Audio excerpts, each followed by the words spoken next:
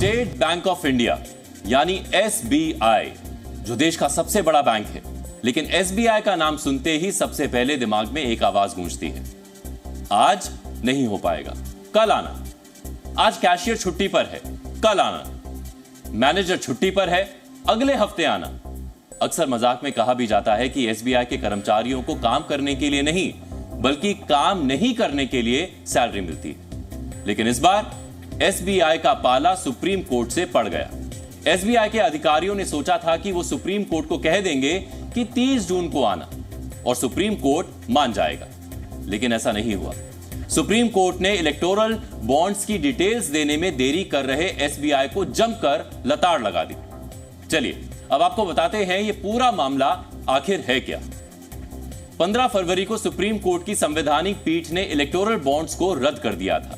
Supreme court ने आदेश दिया था कि एसबीआई 6 मार्च तक इलेक्टोरल बॉन्ड्स का ब्यौरा सार्वजनिक करे, लेकिन 4 मार्च को एसबीआई ने सुप्रीम कोर्ट से 30 जून तक का वक्त देने की मांग कर दी। आज सुप्रीम कोर्ट एसबीआई की इसी याचिका पर सुनवाई कर रहा था, जिसमें एसबीआई की तरफ से देश के नंबर 1 वकील हरीश साल्वे पेश हुए थे। लेकिन हरीश साल्वे अपने क्लाइंट एसबीआई को इलेक्टोरल बॉन्ड की डिटेल देने के साथ साथ और ज्यादा मोहलत हासिल करने में नाकामयाब रहे। सुप्रीम कोर्ट की 5 जजों की संविधान पीठ ने फैसला सुनाते हुए कहा, एसबीआई 12 मार्च तक सारी जानकारी का खुलासा करे। चुनाव आयोग सारी जानकारी को इकट्ठा कर 15 मार्च शाम 5 बजे तक इसे वेबसाइट पर अपलोड करे। यानी जो एसबीआई इलेक्टोरल बॉन्ड्स की जानकारी देने के लिए 4 महीने का वक्त मांग रहा था, सुप्रीम कोर्ट ने उसे ऐसा करने के लिए सिर्फ चंद घंटों का वक्त दिया है। स्टेट बैंक ऑफ इंडिया के चेयरमैन को बोला है कि तुम इसका एफिडेविट फाइल करो कि तुमने ये अब आज का आदेश कंप्लाई किया कि नहीं किया।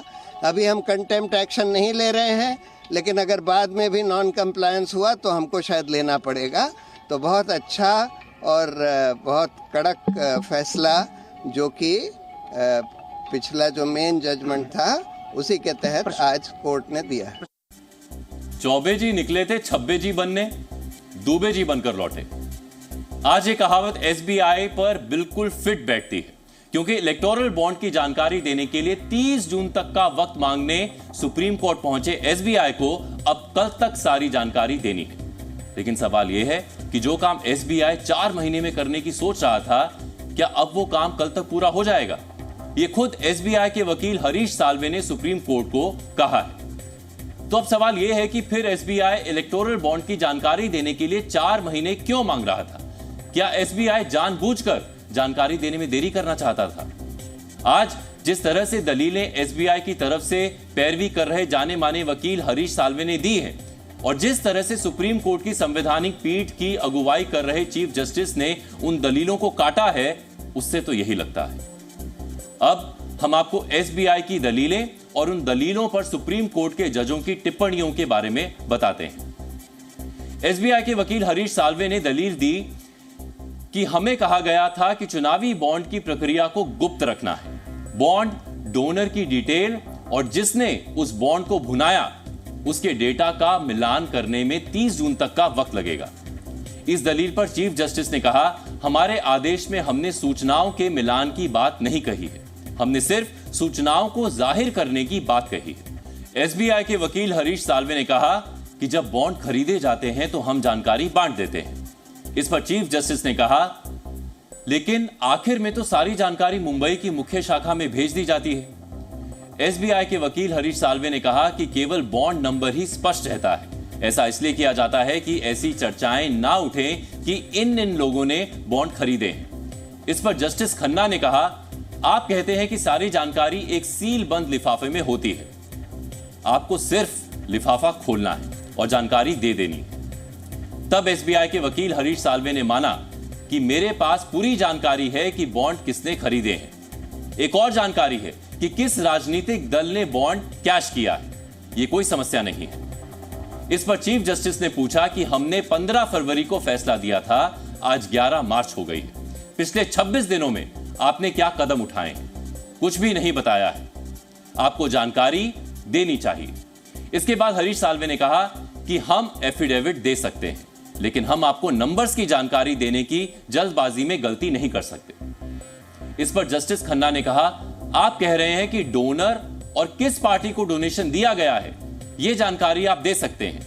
आपकी समस्या सिर्फ दोनों जानकारियों का मिलान करना है। 26 दिन बीत चुके हैं तो कुछ तो हुआ होगा। फिर हरीश साल्वे ने कहा कि हम कोई गलती करके कोई हंगामा नहीं मचाना चाहते हैं। इस पर जस्टिस खन्ना ने कहा, यहां किसी गलती का सवाल ही नहीं है। आपके पास केवाईसी है, आप देश के नंबर 1 बैंक हैं। हम मानते हैं कि आप ये संभाल लेंगे। इसके बाद संविधान पीठ ने एसबीआई से पूछा कि आपको 3 हफ्ते किस लिए चाहिए। राजनीतिक दलों ने पहले ही डोनेशन के बारे में जानकारी दे दी है। बॉन्ड खरीदने वालों की भी जानकारी मौजूद है। करीब 40 मिनट चली इस बहस के दौरान हरीश साल्वे जैसे दिग्गज वकील जजों के सवाल जवाब के दौरान बैकफुट पर नजर आ रहे थे और अपनी दलीलों से जजों को प्रभावित नहीं कर पा रहे थे, जिसका एक उदाहरण आपको दिखाते हैं। Information on this basis, we would have devised our systems accordingly. If we had kept it like that, my lord, any senior bank officer could have found out bond numbers and the whole thing would have been out in public domain. Who has how much, all the secrecy. Assistant General Manager files an affidavit in support of the application to the Supreme Court for modification and order of a constitution bench. It's a very serious matter when you ask for modification of an order. I accept that one. I accept that. I accept that. General Manager files an affidavit and tells us that, look, I'm finding it difficult. The information is maintained in 2 silos. As we take it, Mr. Salve, you are accepting that there's no difficulty in giving names of the donors who purchased the bonds and the amount they purchased the bonds. You have got no difficulty in giving details of the political parties who have purchased the particular bonds. The only difficulty is matching the purchased bond with that. But 26 days, you must have carried out at least some, say, 10,000 bonds you have been able to collate, 5,000 bonds you have been able to collate. Quite frankly, what I saw, they were struggling with it. They were making charts which we saw were not matching. I'll tell you what has happened. No, I'll tell you candidly what has happened. If I'm not mistaken, it was pointed out to us that the bonds had some number which Yes. under some instrument they were able to. Yes.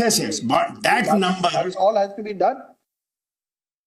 वकील हरीश साल्वे की सारी दलीलों को खारिज करते हुए supreme court ने SBI को 24 घंटे के अंदर इलेक्टोरल बॉन्ड्स की डिटेल्स देने का आदेश दे दिया है। लेकिन एसबीआई आखिर कौन सी जानकारी जुटाने के लिए 4 महीने मांग रहा था और अब वो कैसे 24 घंटे में डिटेल्स दे देगा?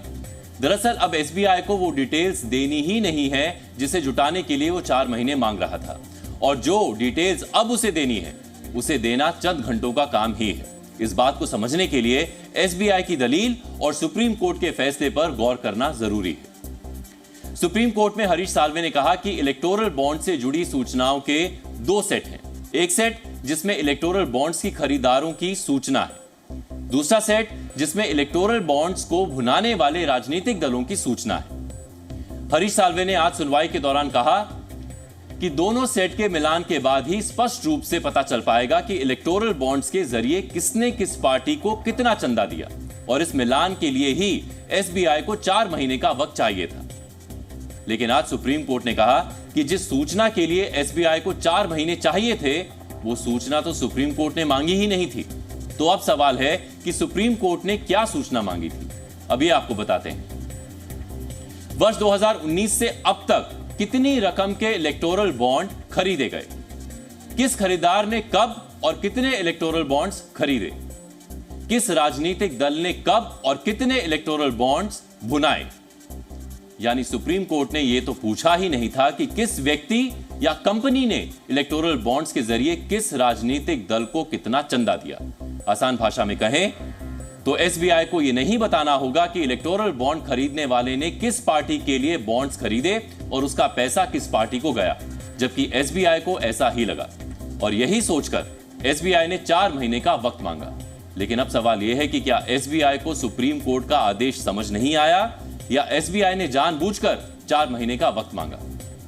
पूरे देश की जनता को इस बात की खुशी है कि सुप्रीम कोर्ट के माध्यम से कम वो सूची आ जाएगी, जिस सूची में यह पता लग जाएगा कि इलेक्टोरल बॉन्ड्स किन्होंने दिए हैं।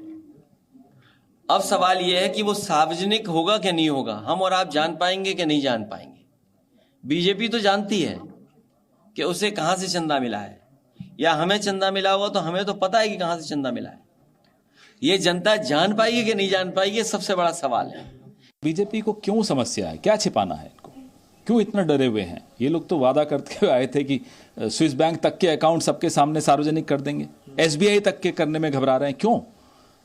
पूरा देश ये जानना चाहता है कि आखिर नरेंद्र मोदी को घबराहट किस बात की है। हमारा ये जानने का हक है कि किस कंपनी ने किस पॉलिटिकल पार्टी को कितना पैसा दिया और उसके बदले में उस कंपनी को क्या मिला।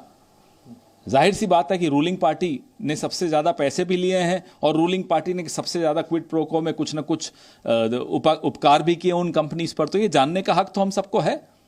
सारा का सारा सिस्टम कंप्यूटराइज सिस्टम है, कोई कैश नहीं दिया है किसी ने, बाकायदा किसी कंपनी ने अपने अकाउंट से पैसे को ट्रांसफ़र करके इलेक्टोरल बॉन्ड बनाया होगा, वो जानकारी एसबीआई के पास है।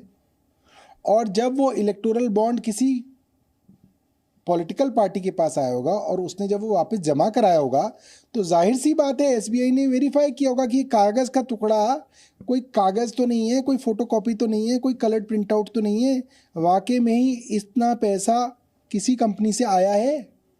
तो ये सारा रिकॉर्ड तो है एसबीआई के पास। ये सिर्फ जो है सरकार के दबाव में एसबीआई इसको छुपा रहा है, और जितना छुपा रहे हैं उससे देश को ज़्यादा शक हो रहा है कि इसमें कुछ गड़बड़ झाला है।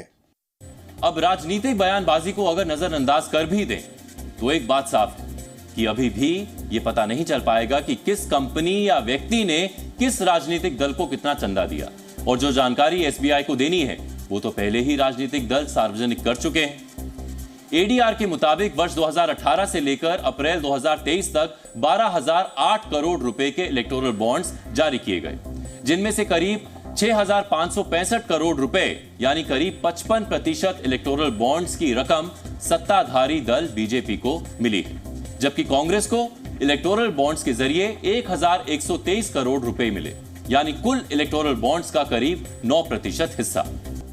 ममता बनर्जी की टीएमसी को भी इलेक्टोरल बॉन्ड्स के जरिए 1,092 करोड़ रुपए का चंदा मिला है, जो कुल इलेक्टोरल बॉन्ड्स का करीब 9% ही है। यानी चुनावी बॉन्ड्स की सबसे बड़ी लाभार्थी होने की वजह से बीजेपी को ही सबसे ज्यादा राहत मिलेगी, क्योंकि सुप्रीम कोर्ट के आदेश के बाद भी चुनावी बॉन्ड्स की जानकारी पारदर्शी तरीके से लोगों को नहीं मिलेगी। ऐसा इसलिए है क्योंकि एसबीआई को यह नहीं बताना है कि किस पार्टी को किसने चुनावी बॉन्ड्स के जरिए कितना चंदा दिया। अब नया यह होगा कि लोगों को पता चलेगा कि किस कंपनी या व्यक्ति ने कितने चुनावी बॉन्ड्स खरीदे, वो बॉन्ड्स किस पार्टी ने भुनाए, ये अभी भी पता नहीं चलेगा, और इसकी जानकारी देने में एसबीआई के लिए 24 घंटे भी ज्यादा ही हैं। Zee News.